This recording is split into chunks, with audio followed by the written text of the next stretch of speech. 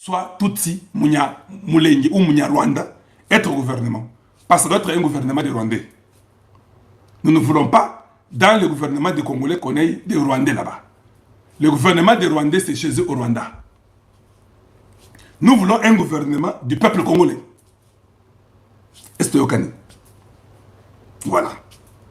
Donc, nous répétons ça. Eux qui avaient les plans, qui pensaient qu'ils sont... Parce qu'ils ont compris que Bitumbe, comme niveau que, bah, ils ont échoué la guerre. Ok, on a échoué la guerre. Maintenant, commençons à faire les marches. Prenons tous les Rwandais, on les couvre derrière les Banyamulenge. Ils vont aller faire les marches dans le monde pour maintenant pleurer. Ils veulent sauver leur roi qui est dans le déclin. Leur roi qui est en train de mourir, c'est Paul Kagame. C'est ça leur roi. C'est celui qui les a fait, tout ce qu'il a fait là, c'était lui. Sa chute, son déclin, ils ne sont pas contents. Ils disent que comment Tshisekedi peut défaire Kagame. Ils viennent faire les marches. Au lieu de dire merci à Tshisekedi qui leur a donné la place pour vivre au Congo, pendant que tous les Congolais disent non. Au lieu de dire merci à Tshisekedi, ils viennent et disent que non. Tshisekedi est en train de nous tuer au Congo, nous mourrons au Congo. Médiocre et menteur. C'est le temps de partir chez vous. Je ne tomberai pas et le peuple congolais ne tombera pas dans vos jeux inutiles. C'est terminé cette histoire-là. Je ne veux plus entendre prochainement que Tshisekedi a réussi le groupe de Banyamulenge au Congo. Ça finit aujourd'hui. Ça finit. Il faut déjà dégager de ces bêtises-là. Nous voulons, parce que Tshisekedi n'est pas venu président pour aider les gens et maintenir les mêmes personnes. Ça, nous devons le savoir. Hier, j'ai commencé à parler des ministres. Je n'ai pas fini. C'est moi aujourd'hui, j'étais très occupé. J'ai besoin d'avoir la liste de tous les ministres. J'en ai besoin. J'ai seulement un problème de connexion de l'Internet un peu compliqué ici. Je vais parler de chaque ministre. Je m'en fous qui vous êtes. Vous n'êtes jamais né au monde avec moi ou bien je ne suis pas venu vous accompagner sur la terre. Je dois être très sévère et très direct envers toute personne qui ne fait pas son travail. C'est ça moi. Donc, nous devons amener à tout le monde à comprendre que on ne peut pas être dans un pays, il n'y a que Bahati qui doit avoir un poste. Comme si dans le Sud Kivu, c'est Bahati qui était le roi du Sud Kivu. Avec des origines compliquées, on ne sait pas d'où vient son père, le papa de Bahati. Ce n'est pas un certain Kamere qui vient, on ne sait pas d'où son papa est venu. Je dis des choses qui sont vraies, vous pouvez tout dire. Vous pouvez dire que non, Azam Mouchi et Walungu, je m'en fous. Leurs parents viennent du Rwanda. Oui, il faut vérifier. Donc, ici c'est coup sur coup. Donc, nous ne voulons plus que dans le gouvernement de Tshisekedi, qu'on nous remette les mêmes individus, c'est comme si nous sommes venus les accompagner. Un certain Bemba Jean-Pierre, qui est toujours là. C'est comme si nous sommes venus vivre pour Jean-Pierre Bemba. Il est là, ils sont là. Leurs parents viennent, ils sont là, ils dirigent, et puis ils s'en vont. Et ils rentrent, ils sont là. Ils pensent que tout ce qu'il y a comme gouvernement que Tshisekedi peut amener, eux doivent être là. Il y a les Julien Paluku, gouverneur 12 ans d'un Nord Kivu, travaillant en collaboration avec Kagame et Hippolyte Kanambe. Il doit être au gouvernement parce que si on l'enlève, le monde va brûler. Nous voulons voir comment le monde va brûler. Pas de chantage contre Tshisekedi. Il y a un Jean-Lucien Boussa, depuis 2016, ça fait 10 ans. Lui est toujours ministre. C'est comme si nous sommes venus l'accompagner. Au Congo, il n'y a pas des intelligents. C'est un certain Jean-Lucien Boussa, un autre de la très mauvaise qualité. On ne sait même pas qui il est. Nous devons dépendre de lui. Non. Ces histoires-là prennent fin. Oh non, je m'appelle Moïndo Zangi. Oui, c'est bon. Ton temps termine, tu passes. On ne peut pas garder les mêmes individus. On ne voit pas un travail de titan qui est fait. Oh non, je suis Moïndo Zangi. C'est bon. Tu es Congolais, c'est bon. Ton temps termine, tu n'es plus important. Tu n'as plus rien à nous donner. Tu n'as plus d'inspiration. Garago. We move on. We change people. On ne peut pas être au Congo avec les mêmes individus qui sont là et on change. Non, nous ne voulons pas ça. Nous ne voulons pas un Tshisekedi qui va commencer à entretenir tous ces voyous inutiles qui sont en train de voler la République matin, midi, soir. Nous ne voulons pas ça. J'ai dit que nous ne voulons pas ça. On a une dame qui est aux handicapés, qui est là, et elle croit que c'est elle qui doit être là. Et elle ne fait rien pour les handicapés du Congo. Rien ne change pour eux. Elle est toujours ministre.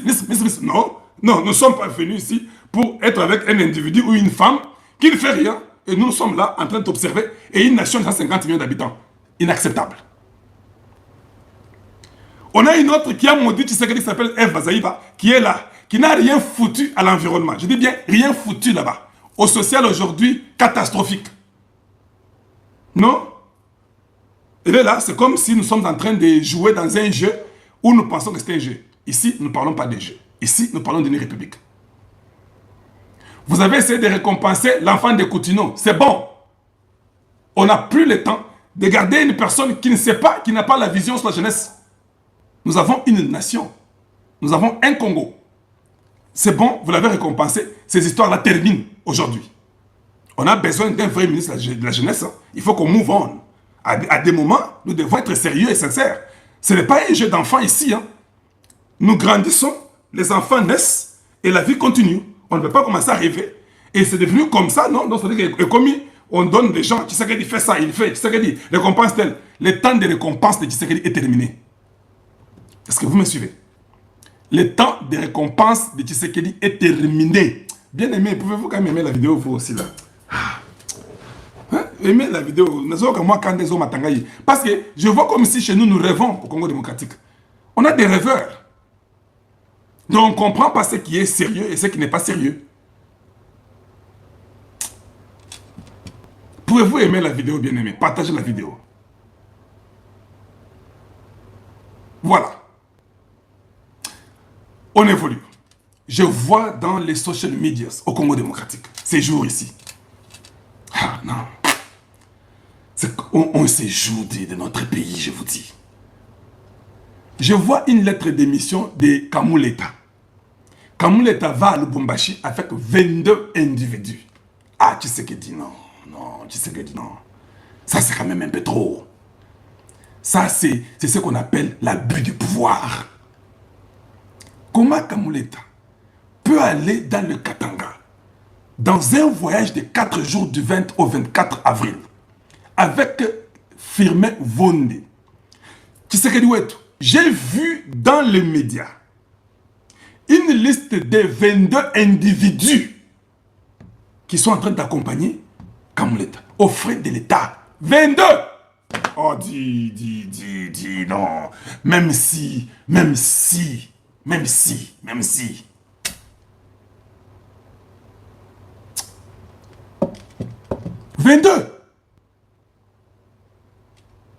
22, comment?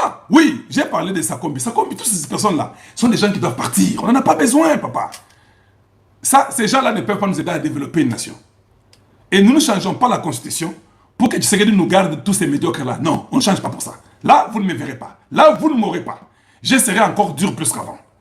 On ne peut pas avoir ces individus-là au gouvernement en être là-bas. J'ai dit bien un juge de la Cour constitutionnelle qui fait un voyage dans la province qu'on nous dit province plus riche, que je ne crois pas nécessairement. D'autres provinces sont aussi beaucoup plus riches. Un autre débat de notre jour. 22... Attendez. 22 individus dans la liste des frais d'émission de ceux qui accompagnent Kamuleta à Lubumbashi. Ah non. Ça, c'est pas vrai. Ça, c'est pas vrai. C'est que mon œil peut voir ou témoigner. Est-ce que nous avons un service de renseignement? Est-ce que nous avons un service secret au Congo démocratique? Est-ce que nous avons l'ANER? Ça, c'est le président de la Cour constitutionnelle. Quand vous, les gens là, les Béran de vous tous là, vous voyez une liste de 22 personnes, vous ne pouvez même pas appeler pour dire, monsieur le juge, comment vous voyagez avec 22 personnes? Les frais là, c'est sur la tête du Congo. On va payer 22 individus qui accompagnent un individu dans le Katanga pour une mission qui n'a ni tête ni queue. Quelle est la raison de cette mission-là? Ils voyagent pourquoi? Dites-nous. Pourquoi vous ne partez pas à Mweneditu? Pourquoi vous ne faites pas la mission pour, je ne sais pas, Bandaka? Pourquoi on a un problème de justice dans les Boma, Matadi, Tchela, partout là-bas? On a un problème de justice, non? Il y a des procureurs et des magistrats là-bas qu'il faut organiser comme ça. Il faut se aller au Katanga chez Fifi Masuka. Fifi Masuka, après ça, qu'est-ce que Fifi Masuka vous donne? C'est quoi finalement? C'est une gabégie financière dans les lois là-bas. Donc, une gouverneure qui est là-bas, en train de se faire de taper l'argent avec sa famille, en train d'utiliser le nom de la République, et c'est une joie de tout le monde dans les lois là-bas. C'est ça. C'est ça, le Congo. Non, ça doit s'arrêter. Ça doit s'arrêter. Nous devons quand même changer. Et puis, hein, je suis en train de regretter combien on vole le Congo démocratique. Je vous dis vrai. Oh, j'ai vu l'aéroport de Lualaba, vous êtes content et qu'on sort. Mais il y a un Kanda. Parce que les aéroports que je vois dans des pays pauvres, pas comme le Congo. Et quand vous me donnez des trucs, regardez ce que Fifi Masuka a construit dans les Lualaba. Et vous êtes, oh mon Dieu. Oh non, non, le Congo, les babés. Pour votre information, Bamaso to salaka et futaka. Pour la nini? Et quand il s'en nous perd dans l'ambassade, et quand il s'en perd dans le pays et Salibanda. Pour Kagame, le président Tshisekedi dans le bas qui n'a pas utilisé même armes. Oh, Kagame a utilisé. Kagame pas habitant. On appelle un guinée n'a pas utilisé armes à Tshisekedi. Il y a un moment qui marche. Parce qu'il y a et ça parmi les armes que nous avons utilisées. Bandeko, Kabila, fallait qu'il y ait un Sabatounaye parce que Bertrand ici, moi aussi, il y a apparition à Kabila, AFC, M23, RDF, Baturanero, Barret de Tabara et comme mouvement Moko. Comme ils sont au mouvement Moko. Le coup les a grande bataille parce que les a virage Yasuka. Virage Yasuka, Paul Kagame a ébi déjà. Le coup là, si c'est qu'il y a des États-Unis Simanaye, on a fait fondre la puissance Moko et à la Simananga. C'est alors au moment qui n'est pas y a des Chinois. Biso pe la diplomatie na biso d'ailleurs tolinga ki to sala revisitation ba contrat nyonso o to sala ki na Chine na ba contrat Léonard Joseph Kabila signé ki na Chine na ba contrat to ko sala tongo to sala revisitation nango mais mukonzambo katiena no kiti ba katango na opembeni toza focaliser na réunion et salama ki jeudi réunion salama ki jeudi ba IM23 batina ki délégation na bango biso pe toyaki la délégation na biso pour vérifier le mécanisme. Banani bazo respecter, na banani bazo respecter. Mais option ya souka, oh ça déjà sur la table et ça option ya quelle? Nazo ici malobe pa ya papa nangai nani. Viens là, à continuer. Merci beaucoup, Bobette la philosophe Maboko Makasi, j'espère. Imboka Obola Narabiso. Tala. Ma révélation ma casse aux obimao parce que nous voulons bateau bateau batanga te bon ça la précédé et les images quand ça sokoto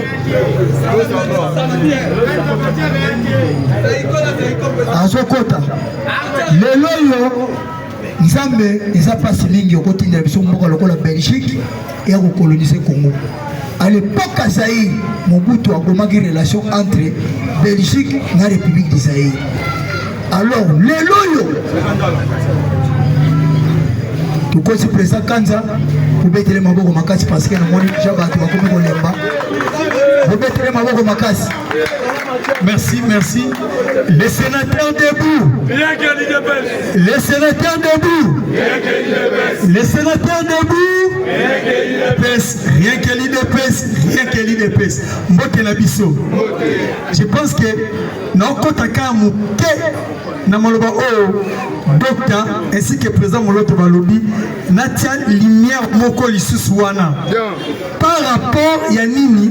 Par rapport ya ba Belge Kagame ainsi que Joseph Kabila. Parce que Joseph Kabila a oublié qu'on va reconnaître Nanga. Analyse au bango basali compte tenu ya koluka comment pour échapper na ba processus ya ba corps auto na yango. Pourquoi bomoni nenge président Moloto Lobi président Dr Lobi bomoni Belgique France a insisté dans le dialogue ainsi que tous les rebelles ont insisté dans le dialogue. Et pourquoi Kagame a sa kopimisa basoda na ye na kati ya Goma ainsi que Bukavu? Les choses est claires. Ce qui bomoni Kagame a boyi kopimisa basoda na ye Belgique a ligné dialogue yani boso et ça peut pas échapper na justice. Pourquoi? Boyebi soto ke na dialogue bakoya na makambo nyonso baotiango na mesa bozala clair toye mpo tosani tosolola mabe nyonso oyo esalamaki mpo tosolola mpo tosani tozipa yango moyen communauté internationale justice internationale elandela bango na bacrime contre l'humanité basali eza te nde yango wana bomoni bazokoinsiste sur le dialogue ok soki borefléchir malamu ntango tokendaki dialogue ya Sun City Rubero était criminel ou pas vous-même Jean-Pierre Bemba était criminel ou pas mais nini esalaki bazwa pardon c'était le dialogue yango boyokaki shole na mbongo bazalaki clair ya koloba ke toswa mabe nyonso totia mopanzi totala nde nini liboso ngai nayebisa bango tokotia mabe mopanzi mpo boya te mais bosekwisa mpe bafamille oyo bino bobomi. Raison pour laquelle le président Tshisekedi a tikali toujours debout à Kolobanini. Oh, l'union sera salama ben à 4 000 Mokati du Congo. A Keiko Bomabatu, dans ces derniers temps, et Seigneur, ils sont que sali en justice et salanini, et l'andayo. Nde yango bomoni ba belge ba français ba telemi comment ko sauver bana na bango na nzela ya dialogue et na deuxième position bazoluka na kati ya dialogue pe na cesser le fait bazuka imposer biso biso to cesser le fait ezani ba M23 ba tika kana bisiko bazar ba Rwanda ba tika kana bisiko bazar et puis contrôle ya ba site minier na biso et kotika toujours kozala maboko banani ya bango raison pour laquelle il faut pas respecter la résolution 27 septembre où le Rwanda doit quitter le sol congolais. Pourquoi c'est ça le fait? Et pourquoi le dialogue? Et ça pour blanchir bango. Ceux qui te blanchir bango na dialogue. Bandeko, l'objet biso pe ato sangana tozi mindik toke na est.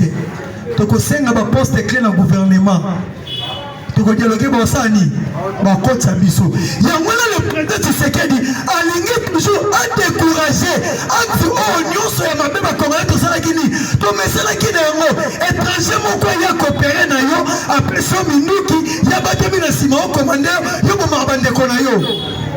Yango tolobi sikoyo NON to ko accepter les sous biloko ya bongo de raison pour laquelle le président Tshisekedi abaki soki na kotika pona insécurité on a pona sani natika yango nde yango bokaki alobaki lisusu ata ayoki M23 komi na porte sa OIA a ko négocier na bango il faut baduma siko nanga na Joseph Kabila bakoti na problème problème ngo bakoti sango eza ya nini Joseph Kabila lobi boy Corneille nanga bapesaki ya mission te azalaki na mwa courte durée ya mandat bapesaki na ye il faut sikoyo asa nini acéder relais na mutu mususu mais nanga répondre boy alobi oui je peux même céder mais esiko naza je suis bloqué partout Nasa bloqué partout. Vous-même l'émission comme il m'a dit, exacté. Ce qu'on osa bloqué par Nan. Alors bien, le régime de Kinshasa est bloqué na bisika nyonso. Ceux qui n'a cédé relais au esika na okende, exacté. Ndi moi parce qu'on insister dans le dialogue, peut pas avoir changement de constitution. Yemoko pe Joseph Kabila a limité quelque part. Asa ne Swatini, Bakte Balobi ne Swatini, Joseph Kabila aussi qu'il est libre. Qu'il est libre. À quel États-Unis Tondimaye. Comme preuve, Batuana Bakendeki na Uganda, Batia Bertrand Bisimwa, Bakende Koluka moyen, na raison mafia moko. Et puis ça bango ba passeport congolais parce que bango nyonso, ba passeport na bango c'est salinini. Et si expira, parce que guerre aussi bango plus ou moins 5 ans. Ma passeport est comme invalidé. Ma coopérer na raison ma fait mon Uganda. Ba luka moyen na kati ambassade na biso ba valider bango ba passeport. Mais sécurité na biso ya kuna et que ko démanteler réseau wana pe ba tola mingi basani ba kangi bango ida pesa FIFA. Donc ça la musala partout. Mais non cité siko awawa. Kagame lelo a dénoncé les sous-sous. N'est-ce qui va Kagame plaira encore et plaire encore. Alenia Lobinini. Kagame Babi. Bino na RDC. Bomo na kakangai. Nde na kakoza minéré na bino. Alobi. Eza na liste ya 100 pays. Il y a kakoza minéré na katia Congo. Numéro 1 Aza. Numéro 2 Aza, numéro 3, Tina numéro 99, tandis que Bango Moko Rwandais, Baza numéro 100. Il est passé vivant. Alors, nous tous sommes la 100e personne. On peut que vous minérez dans le Congo. Mais nous n'avons pas de spécial du Congo. Pourquoi nous n'avons pas de la Kakabanani Bisso. Pas de la Bawana ba bomaraté yenda bomake yenda fola ngandele alobi ba merki ba commissaire pour que misère tandis que ba mo pe basali est-ce que yona américain o signé contrat minéré te to yebi yango te siko pour ni to landela yo c'est que yo mabele ki maka Yo s'en servir. Dans l'histoire de Nyamulenge, heureusement, les Congolais étaient prudents à partir du Canada. Les Congolais ont échoué. La marche était prévue de 3 jours. Étendue sur le monde et si les Rwandais baza. Mais les Congolais ont basé au Canada. Ainsi que quelques Nyamulenge ont considéré le Congo comme partie de Bango. Bango ne va faire échouer ça qui marche. Comment?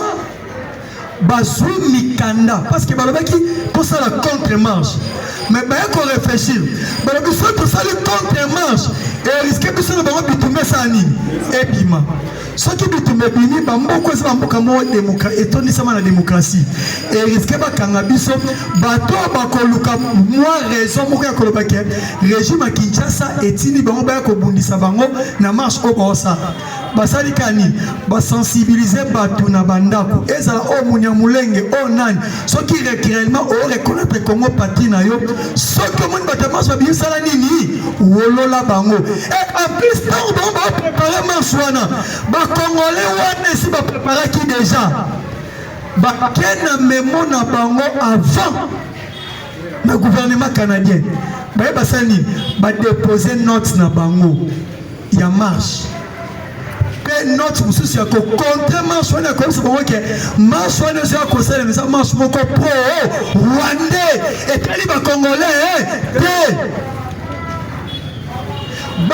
bango ba Rwandais on va kokoti sa lettre oh ya biso c'est ça qui nini et kotaki mokola marche petango ekoki premier jour babi bo fiasco bat bandiko la bango bandiko bela bango ba Rwandais et sali bango soni deuxième jour ba bima ezate ba échoua partout ba bongisa qui marche yango se boyo ki bomona ke marche on ba le belango wapi na Uganda na Kenya au Kenya Soudan eza na RFI marche na ba lobeli yango atate pour eza sans impact parce que eza qui dernière carte na bango ba préparer qui pour na ko simbisa histoire ya comment récupérer ezali terrain na biso sakala minembo ainsi que les apporter des fusils mais échoué à travers les Congolais moko on va réfléchir ça qui y a pour mon yon nga ndenge pour ça la Kinshasa awa tous les cabanes et ko sala ma contre Congo to sani to so ko faire échouer ça yango ezala que partout biso to ça information to relais kango et que ndaka partout et décourager ka on nous passe pas dans le ministère république démocratique du Congo il est passé vivant et les lots oyo ba Rwandais ba oti ko bombarder biso ba bombarder précisément ba nani na Minembwe ba bombarder ba Gomino eza rébellion moko pardon eza ba mai moko oh bandima na bango déjà kotika minduki ba koma na bango ba wazalendo mais 100% ba Gomino wana eza ba Nyamulenge il est pas vivant tango ba tuane ba yali bango moral ya koya na sima M23 pour bundisa Congo bango balobi biso jamais te ko bundisa Congo tant que Congo andima déjà biso to ba congolais que andima ko protéger biso jamais te ko bundisa bango nde yango no ki ba M23 ba ke ba bombarder bangumi noana mais na bombardement o basali échoué nango malgré tout mutumo ka sali nini akufi na 3 blessés mais FARDC ça lobi boy ndenge bango ba bombarder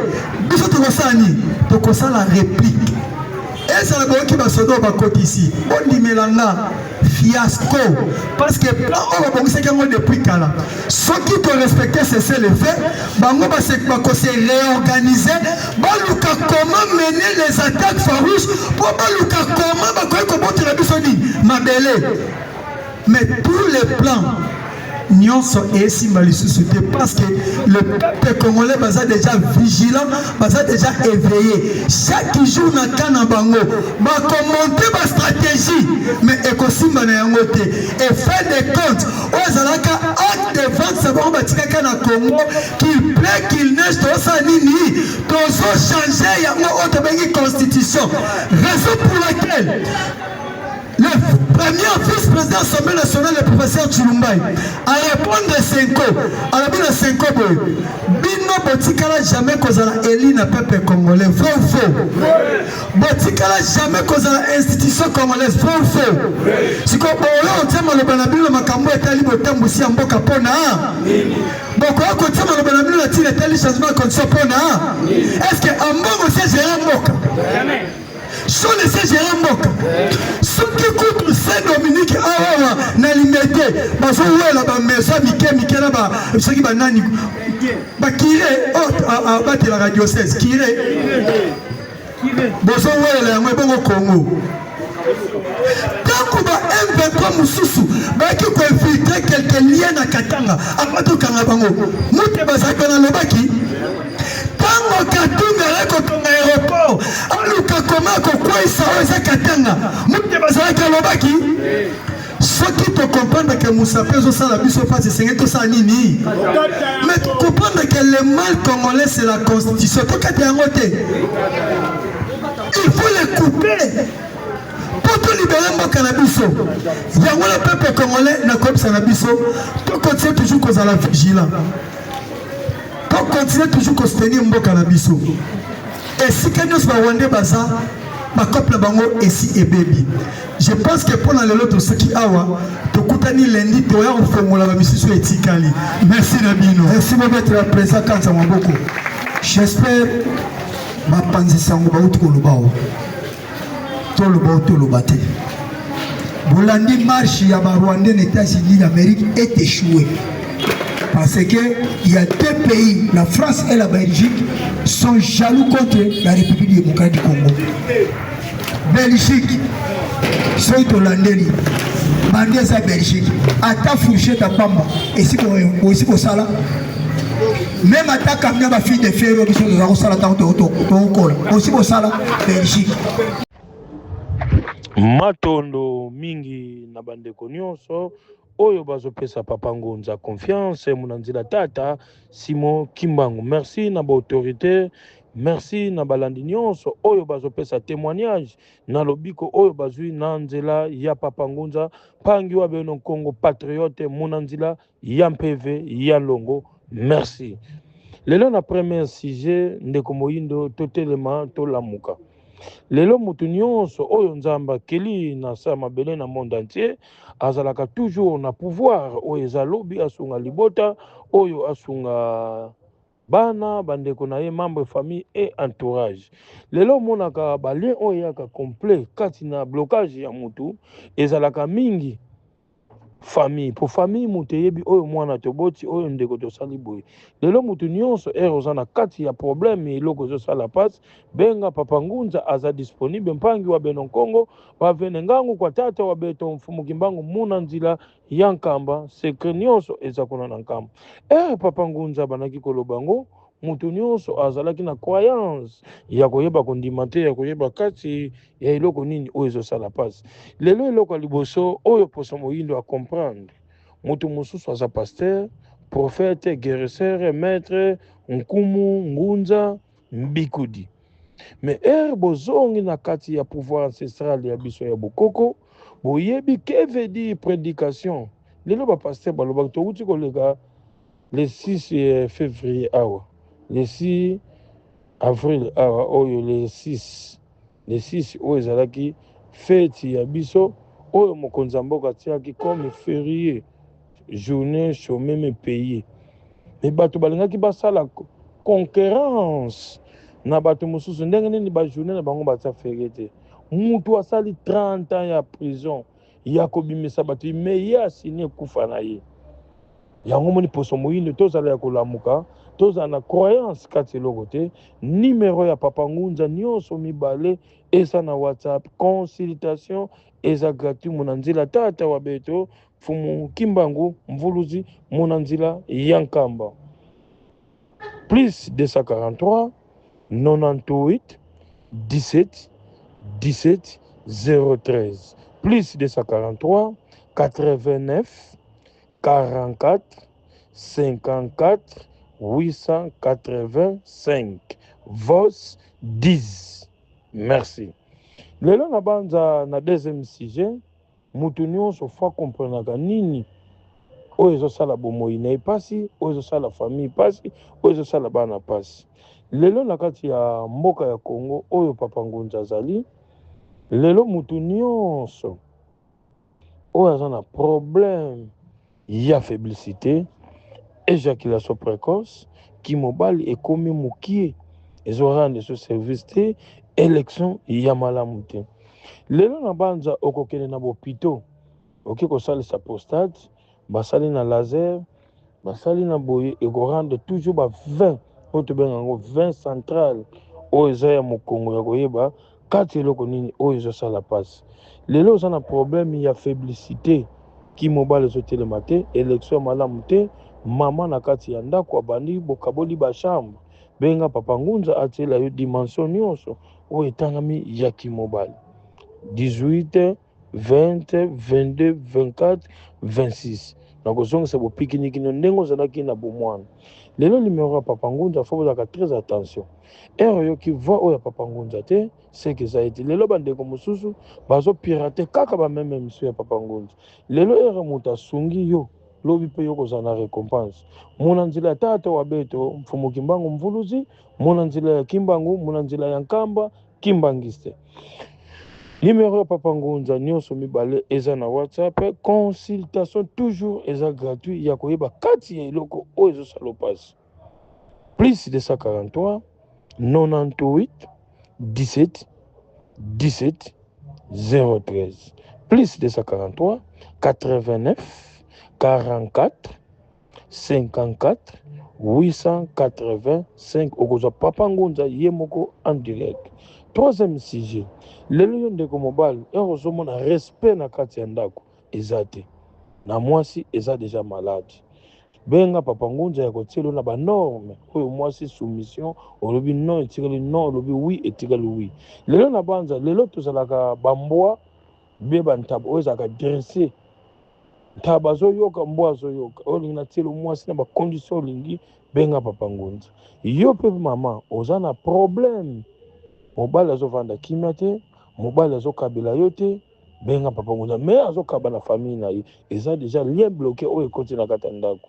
Yango monaka lelo tozonga kaka na nzela oyo ya biso oyo tobengaka pouvoir ancestral, mona nzela ya MPV ya longo. Botika kobima libanda ya mboka ya kozwa biloko oyo bapaya toujours eza na kati ya ba condition. Oza na problème ya diabète type 1, type 2, type 3, absence ya pancréas spécifique, benga Papa Ngunza na kosalisa yo. Na séance ya 3 jours, ya séance ya cycle ate ça que 10 à 15 à 7 ans. Problème ya cycle toujours kopesa 100 oyo ekoti sukali na kati ya glycémie, okomona kimobali ezotelema sote, okoma na perte ya liquide oyo ezake ezosala se ezofonctionne te, benga Papa Ngunza aza disponible. Numéro nyonso mibale eza na WhatsApp, oyo ki voit ote eza Papa Ngunza te. Plus 243 98 17 17 013 plus 243 89 44 54 885. Merci Munanzila tata wa beto mfumu kimbangu mvulusi nyose za kuna na nkambo papa ngunza lobaki ondimaki te lelo soit déjà pasteur ozosa la prédication na kombo ya tata Simo Kimbangu mais tuna papa ngunza bengo yeba dimension kasi ya likambo nini ya mutu wana azanani tozalaka na croyance te lelo nakata pouvoir ancestral eloko eleki pouvoir ancestral eza te lelo monaka pouvoir ancestral moto nyonso eza kaka toujours connaissance ya koyeba kati ya eloko nini oyo nazosala oyo epe rendre service oyo esengi esala te. Merci. Quatrième sujet, lelo ndeko mwasi ndeko mobali tovandi biso nyonso na bafamille oyo tobengaka famille mais lelo na kati ya famille okomona kaka motu moko azalaka na mbongo mais mbongo wana eliamaka te po mona mbongo wana eliama seke moto akufi moke mbongo klase akopesa te moto azobela kopesa te mais soki bozwami problème ya matanga ye moto ya liboso ya kobimisa mbongo oyo omoni abloka tous les baliens oza na problème ya oyo tobengaka kodia na kati ya famille mais kodia wana ningo oza bomengo na biso oyo bankaka bankulu oyo batikela biso ozwami problème na kati ya famille mbongo moko bozalaki nango ezalaki panoko pa tata mwasi ezomonana suti lelo bana bazobota bana bazosala te bana baaccident tobengaka ngo balien bloqué ozwami na problème ya kodi ya moko ezalaka na famille eza pa moto te oza na capacité ya kosalela yango mpo sunga libota mpo eza mbongo ya famille obengi papa ngunza na kodesinfecte yango na koprotege yango ekozala susu na kati ya badanger te okomona na kodi ya moko oyo eza protege te eza desinfecte te bato bakobotama bamorne bato bazobota bana bazokufa bana bazobota bainfirme eza maladi bozwami problème bobenga papa ngunza lelo na kati ya problème na 5e sujet oyo ezali ya koyeba kati na banorme oza na problème ya mokanda bano oza wana oza na mokanda te benga papa ngunza na problème mokanda eza na 14 jours babengi na préfective na yo bapesi yo mokanda oza na problème ya visa ya kodeplace kati bisiko uti eza na une semaine oyo tobengaka semaine plein oyo ya kati ya pouvoir ancestral lelo na banza tozala kaka toujours na banorme ya koyeba précis ya likambo ezosala mpasi mona nzela ya tata wa beto mfumu kimbangu mvuluzi oyo papa ngunza bapesi mayele mama ani mama mami mama Mireille pesa pe témoignage kati na bandeko oyo bazalaki na baproblème oza na problème ya mwana abotama normal mais mwana alobaka sute comme autis benga papa ngunza ya kosala mosala wana ata mwana baba miwe mongol benga papa ngunza akosala lo mosala oyo esengi ya kolobisa mwana ya kolakisa pouvoir oyo katekani yango oyo nyonso aza na problème aza na mobangi te sans problème sans sacrifice abenga papa ngunza. Merci na balandi nyonso oyo bopesi confiance na papa ngunza. Merci na papa Jeannette mama Annie ya kopesa témoignage. Merci na balandi nyonso oyo pe bapesi confiance na papa ngunza bosala pe témoignage bandeko baza na problème bobangi babenga papa ngunza kati na nzela oyo esengi na nzela ya biso moko bokoko oyo ezalaka na ekila te kozala na bobangi te benga papa ngunza. Merci.